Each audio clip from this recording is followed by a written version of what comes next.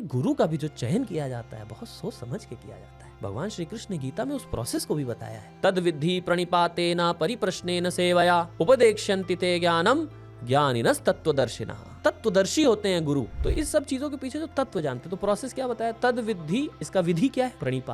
प्रणिपातेन। सबसे पहले तो you go become a humble. गुरु के सामने हम्बल बन के जाया जाता है। Not that you can challenge, आप प्रश्न पूछिए but in a humble way, not in a challenging way. You know, satisfy your inquiries about the absolute truth. You have to be humble. गुरु आपको बताएंगे चीजें। तद विधि प्रणिपातेन परिप्रश्नेन, question answer, you know, and सेवया, डू सम सर्विस।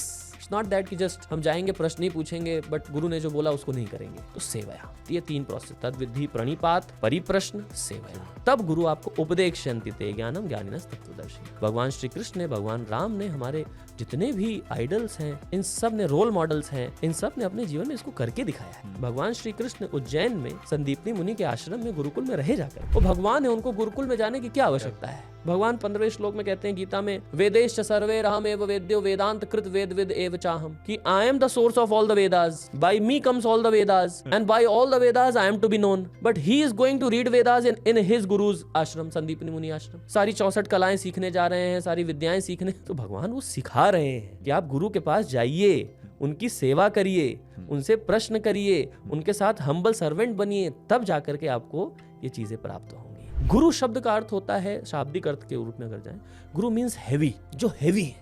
जैसे बोलते हैं ना, ऊ में गुरु की मात्रा लगी तो बड़ा ऊ। गुरु मतलब हैवी है। जो हैवी किस चीज से? वेट में नहीं। ये वेट हैवी है, तो इसको बैलेंस करने के लिए वेट रखा है। इट्स नॉट लाइक दैट, मोटे मोटे गुरु जी हमारे हैवी हैं, नहीं।